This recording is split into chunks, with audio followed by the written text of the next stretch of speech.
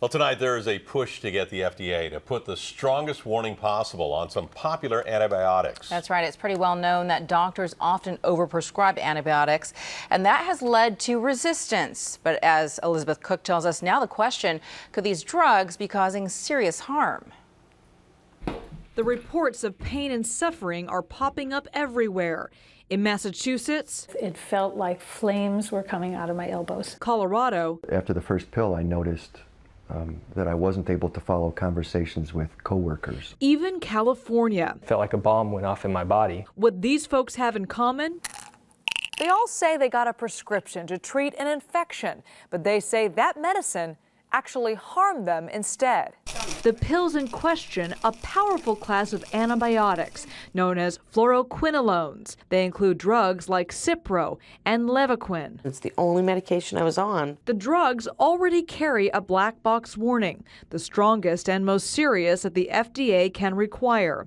Fluoroquinolones can cause tendinitis, even tendon rupture. Now there's a push in part by patient groups to add more. People's lives are being destroyed by these drugs, and it's not okay. Dr. Charles Bennett has filed 2 petitions with the FDA.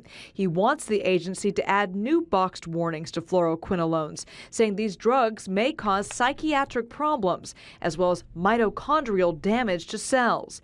And that, he says, can lead to diseases like Parkinson's and Alzheimer's. Doctors are not aware of the full range of toxicities that are associated with the quinolones. But this new black box campaign concerns this man.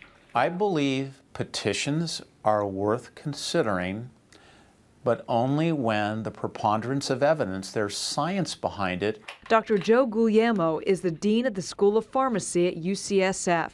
He says there's no good science to back up these petitions, but that there is overwhelming evidence these drugs are inappropriately prescribed. Ear infections, sinus infections, throat infections. Not to mention urinary tract infections.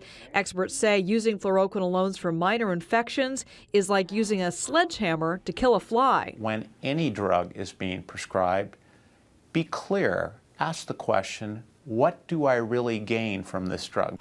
As well as what may be at risk. Some believe that's still not enough. They haven't done a good enough job warning the public about how dangerous this drug is. Elizabeth Cook, KPIX 5. American doctors write 25 million prescriptions for this class of antibiotics every year.